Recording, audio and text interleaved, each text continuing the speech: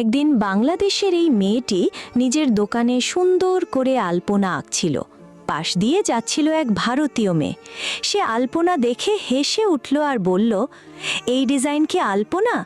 এত বাজে আঁকা আমি জীবনে দেখিনি।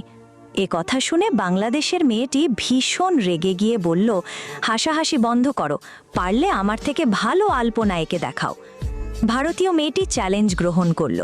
সে বলল, ঠিক আছে, কালকে আমাদের আলপনার প্রতিযোগিতা হবে। এরপর ভারতীয় মেয়েটি দিন রাত রং তুলি নিয়ে প্র্যাকটিস করতে লাগলো। বাংলাদেশের মেয়েটিও আরও যত্ন নিয়ে নতুন নতুন ডিজাইন শিখতে থাকলো। অবশেষে প্রতিযোগিতার দিন এলো। প্রথমে ভারতীয় মেয়েটি রঙিন আর ঝলমলে আলপনা আঁকল। এটা দেখে ভারতীয় দর্শকরা চিৎকার করে বলল, ভারত জিতবে। তারপর বাংলাদেশের মেয়েটি দারুণ সুন্দর আর